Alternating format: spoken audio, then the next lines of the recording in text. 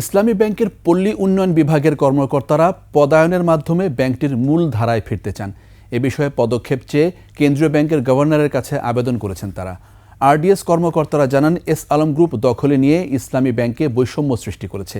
স্বল্প বেতন কাঠামোয় মানবেতর জীবন কাটছে ইসলামী ব্যাংকের প্রায় ৪,০০০ কর্মীর। আদিত্য মামুনের রিপোর্ট।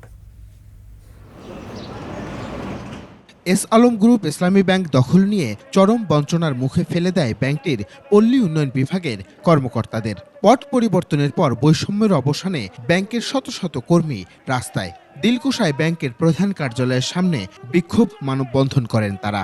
আমাদেরকে বলে আপনারা তো আগেই জান্নাতে যাবেন, তাহলে আপনার টাকার কি দরকার? আমরা তো মানুষ, আমাদের ছেলে মেয়ে আছে, তাহলে আমরা কার কাছে যাব? লেন্থ অফ সার্ভিস অনুযায়ী যেন জেনারেল ব্যাংকে পদায়ন করে। তারা বলছেন, বেতন কাঠামোয় অসামঞ্জস্যতা, সিনিয়র কর্মকর্তার চেয়ে জুনিয়র কর্মকর্তার বেশি বেতন সহ পদে পদে আছে বৈষম্য। বিআরবিডি সার্কুলকে বৃদ্ধাঙ্গুল দেখালেন, প্রথমে করলেন শুরু থেকে 19,500, ঠিক আছে। এরপর কি হলো? না।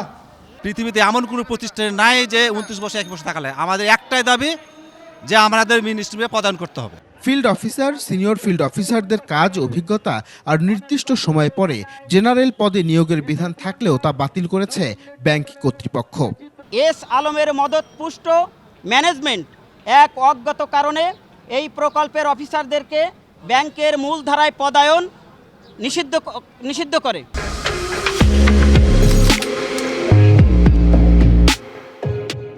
আমাদের অনলি 20% প্রমোশন দেয়, কিন্তু জীবিতে প্রায় 100% বা 90% প্রমোশন দেওয়া হয়। এভাবে নানাভাবে আমাদেরকে হয়রানি করা হচ্ছে। আরডিএস কর্মকর্তাদের মূলধারায় পদায়ন নিশ্চিতের মাধ্যমে বৈষম্য দূরীকরণে গভর্নরের কাছে আবেদন তাদের। যতক্ষণ এই দাবি পূরণ না হবে ততক্ষণ আমরা এখানে অবস্থান কর্মসূচি পালন করে যাব।